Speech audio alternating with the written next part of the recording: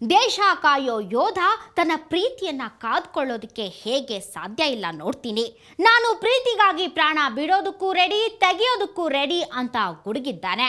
ಅಷ್ಟೇ ಅಲ್ಲ, ಹುಡುಗಿ ಮನೆ ಮುಂದೆ ನಿಂತಿದ್ದಾನೆ. ಕಣ್ಣೀರು ಹಾಕ್ತಾ ಕೊಂದ್ಬಿಡ್ತೀನಿ ಅನ್ನೋ ವಿಚಿತ್ರ ಹುಡುಗನ ಕಥೆಯನ್ನ ನೀವು ನೋಡಬೇಕು.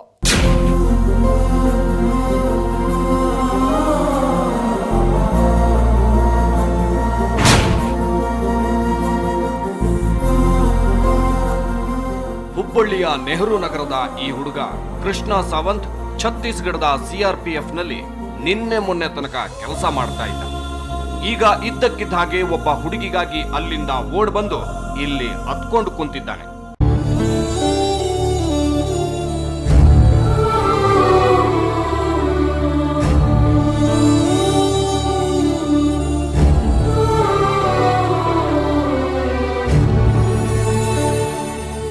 ಊಟ ಇಲ್ಲ, ನಿದ್ದೆ ಇಲ್ಲ. ಹುಡುಗಿ ಮದುವೆಯಾಗಲ್ಲ ಅಂದ್ರೆ ಈ ಜೀವಾನೂ ಇರಲ್ಲ, ಸುಟ್ಕೊಂಡು ಸಾಯ್ತೀನಿ ಅಂದಿದ್ದ.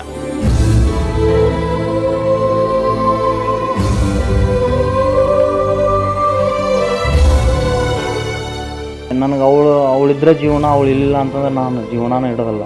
ಮುಂದೆ ನನಗೆ ನೌಕರಿ ಮಾಡಬೇಕು, ನನ್ನ ತಂದೆ ತಾಯಿ ಬೇಕು ಅನ್ನೋಂಗಿದ್ರೆ ನಾನು ಅವಳಿಗೆ ಮಾಡ್ಕೊತೀನಿ. ಅವಳು ನನಗೆ ಬೇಕು, ಅವಳಿಲ್ಲ ಅಂತಂದ್ರೆ ನಾನು ಬದುಕೋದಿಲ್ಲ. ಇದು ಒಬ್ಬ ಸೋಲ್ಜರಾಗಿ ಹೆದರ್ಕೊಂಡು ಹೇಳೋ ಮಾತು, ಹೆಣ್ಣಿಗಾಗಿ ಹೆದರ್ಕೊಂಡು ಹೇಳೋ ಮಾತು.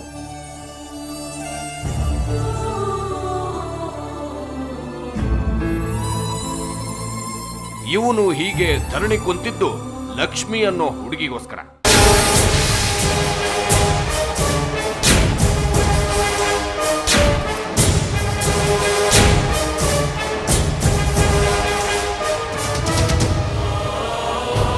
ಹಾನಗಲ್ನ ಲಕ್ಷ್ಮಿ ಜೊತೆ ಹೋದ ವರ್ಷ ಇವನು ಎಂಗೇಜ್ಮೆಂಟ್ ಮಾಡಿಕೊಂಡಿದ್ದ. ಇಬ್ರು ಕೈ ಹಿಡಿದು ಸುತ್ತಾಡಿದ್ರು. ಇನ್ನೇನು ಇಬ್ರು ಮದುವೆ ಆಗೋದ್ರಲ್ಲಿದ್ರು. ಈಗ ಆ ಹುಡುಗಿಯ ಮನೆಯವರು ಮದುವೆ ಬೇಡ ಅಂತಿದ್ದಾರೆ. ಬರೀ ಒಂದು ಫೋನ್ ಕಾಲ್ ನೆಪ ಇಟ್ಕೊಂಡು ಮದುವೆ ಮುರಿತಾ ಇದ್ದಾರೆ ಅಂತ ಯೋಧನ ಚಿಕ್ಕಪ್ಪ ಚಿಕ್ಕಮ್ಮ ಹೇಳಿದ್ರು. ಅವರು ಇದ್ದಿದ್ದಿಲ್ಲ, ಕರ್ಕೊಂಬಂದಿದ್ದ ಹುಡುಗ. ಹಂಗೆ ನಾ ಕಳಿಸಿ ಬರ್ತೀನಿ, ನಾ ಏನು ಮಾಡೋದಿಲ್ಲ, ಹುಡುಗಿಗೆ ಕಳಿಸಿ ಬರ್ತೀನಿ, 2 ದಿನದಾಗ ಲಗ್ನ ಆಗಲಿ ಅಂತ ಒಪ್ಕೊಂಡಿದ್ವಿ.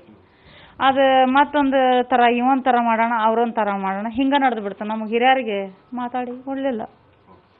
ನಮ್ಗೆ ಹೆದರಿಕೆ ಆಗಿ ನಾವು ನಿನ್ನೆ ಇದು ಗ್ಲುಕೋಜ್ ಬಾಟ್ಲಿ ಹಚ್ಚಾರ ನನಗೆ, ಈಕಿಗೆ ಹಚ್ಚಾರ, ನಮ್ಮ ತಮ್ಮಗೆ ಹಚ್ಚಾರ, ನನಗೆ ಹಚ್ಚಾರ.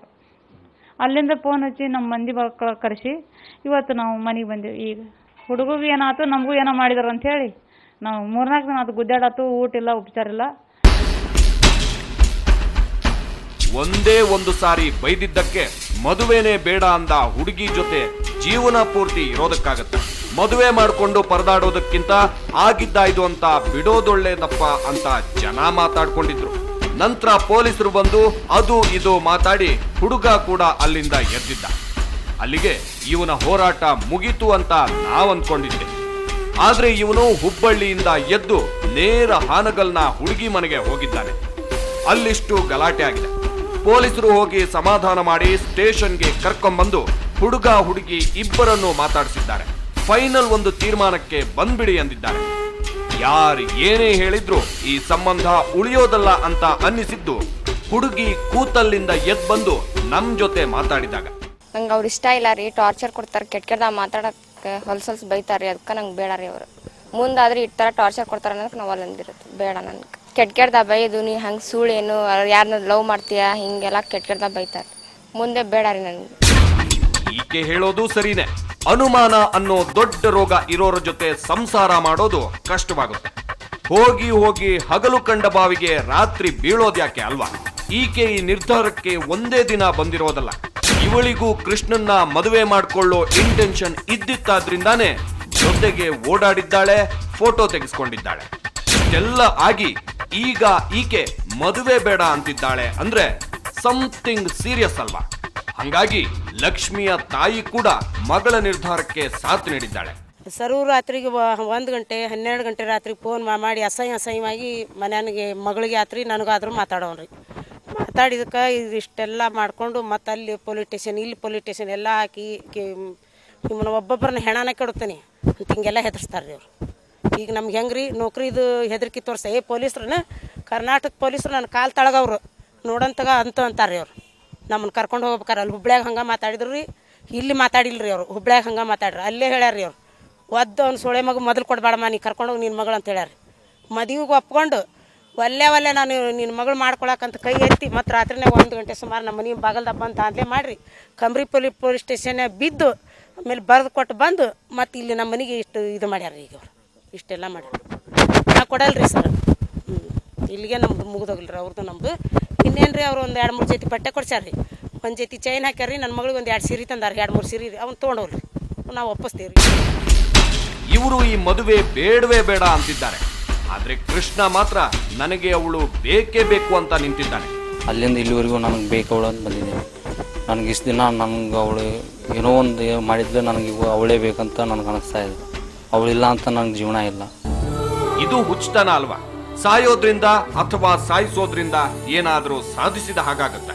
ಅದು ಬಿಟ್ಟು ಪ್ರೀತಿಸಿದ ಹುಡುಗಿಯ ನಂಬಿಕೆಯನ್ನ ವಾಪಸ್ ಗಳಿಸೋದಕ್ಕೆ ಏನ್ ಬೇಕೋ ಆ ಕೆಲಸ ಮಾಡ್ಬೇಕಲ್ವಾ? ಅನುಮಾನ ಅನ್ನೋದನ್ನ ಬಿಟ್ಟು ಬದಲಾದ್ರೆ ಲಕ್ಷ್ಮೀನೇ ಮನಸ್ಸು ಬದಲಿಸಬಹುದು, ಇಲ್ಲ ಇವಳಿಗಿಂತ ಹೆಚ್ಚಾಗಿ ಪ್ರೀತಿಸೋ ಹುಡುಗಿ ಸಿಗಬಹುದು. ಅದು ಬಿಟ್ಟು ಸಾಯೋದು ಸಾಯಿಸೋ ಮಾತಾಡದೆ ಸೈನ್ಯ ಕೈ ಬೀಸಿ ಕರೆದಿದ್ದಕ್ಕೂ ಕೈಗೆ ಪಿಸ್ತೂಲ್ ಕೊಟ್ಟಿದ್ದಕ್ಕೂ ಹೆಮ್ಮೆ ಅನ್ನಿಸೋ ಥರದ ಯೋಧನಾಗಿ ಖ್ಯಾತಿ ಪಡೆಯೋ ಥರ ಆಗ್ಲಿ ಅನ್ನೋದೇ ಎಲ್ಲರ ಆಶಯ.